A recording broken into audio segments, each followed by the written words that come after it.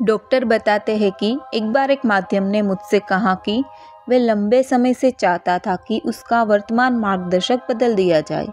वह कहता था उसका मार्गदर्शक उसकी प्रगति में मदद नहीं कर रहा, उतना काम नहीं कर रहा जितना करना चाहिए, लेकिन उसकी यह इच्छा पूरी नहीं हुई।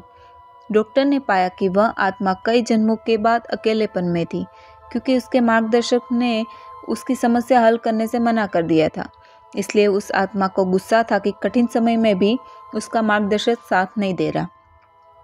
असल में हमारे शिक्षक या मार्गदर्शक इतने कठोर कभी नहीं होते कि हमें मनमुटाव हो जाए उनसे, लेकिन हाँ, जब हम अपनी समस्याओं से भागते हैं तब वे हमें कठिन रास्ते दिखाकर सिखाते हैं। मार्गदर्शक हमेशा हमारी भलाई ही चाहते हैं। कभी कभी वे हमें उद्देश्य तक पहुंचाने के लिए कष्ट सहते हुए भी देखने देते हैं। वे तब तक हमारी मदद नहीं कर पाते जब तक हम खुद अपने भीतर जरूरी बदलाव ना करें। कभी कभी आत्माओं को लगता है कि उनके मार्गदर्शक से डरने की वजह है, जैसे युवा आत्मा को मृत्यु के बाद अपने मार्गदर्शक से मिलने से घबराहट हुई थी, लेकिन यह डर ज़्यादा समय तक नहीं रहा। हमें शर्मिंदगी तब तक होती है जब हमें अपने मार्गदर्शक को बताना पड़ता है कि हम अपने लक्ष्य क्यों नहीं पूरा कर पाए। हालांकि मार्गदर्शक सब समझते हैं, वे चाहते कि हम अपनी गलतियों को उनके सामने स्वीकार करें ताकि वे हमें समझा सकें। बहुत से लोग चिंतित रहते हैं कि कहीं कठिन समय में उनका मार्गदर्शक उन्हें छोड़ ना दे, लेकिन मार्गदर्शक का रिश्ता हमारे साथ गुरु शिष्य जैसा होता है, न कि विरोधी जैसा। वे हमारे अकेलेपन को मिटाते हैं और हमें स्वयं को समझने में मदद करते हैं। लोग अक्सर पूछते हैं कि क्या मार्गदर्शक तुरंत आ जाते हैं? असल में वे तभी आते हैं जब हमें सबसे उनकी ज़रूरत हो।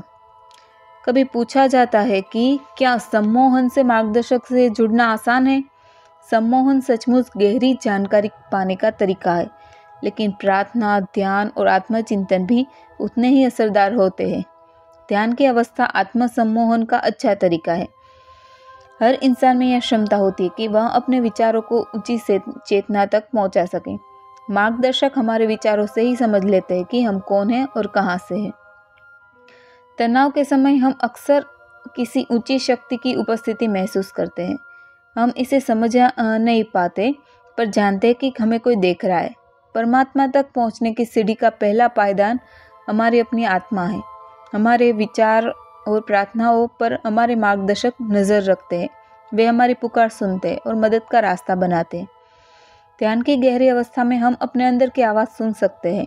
कई लोग मानते हैं कि उन्होंने कैसी सकारात्मक आवाज़ें सुनी हैं। यह कोई बीमारी नहीं होती, बल्कि मानो कोई अंदर सलाह दे रहा हो। कभी कभी यह आवाज़ सच में हमारे मार्गदर्शक की होती है। कठिन समय में अक्सर कोई दोस्त, सलाहकार या अनजान व्यक्ति हमारे लिए मदद करता है।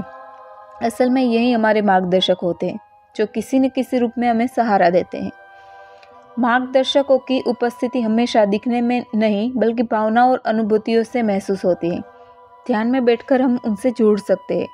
कभी कभी वे हमारी समस्या का तुरंत हल नहीं बताते, बल्कि सही रास्ता दिखाते हैं। इसलिए हमें धैर्य रखना चाहिए। हमारी आत्मा मृत्यु के बाद वैसे दुख अनुभव नहीं करती जैसे शरीर करता है, लेकिन जब हम गलत निर्णय लेते हैं तो हमारे मार्गदर्शक भी दुखी होते हैं। कुछ लोग अपने मार्गदर्शक को भगवान मान लेते हैं।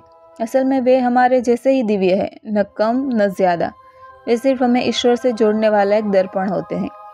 दार्शनिक स्पिनोजा ने कहा था कि परमात्मा वह नहीं है जो कहीं दूर है, बल्कि वह है जो हर जगह है। हर आत्मा एक उच्च शक्ति से जुड़ी हुई है। हम सब उसी परम आत्मा का अंश है। अगर हमारी आत्मा में ईश्वर का अंश झलकता है तो मार्गदर्शक हमें वह दर्पण दिखाते हैं, जब हम स्वयं को सृजनकर्ता से जुड़ा हुआ पाते हैं।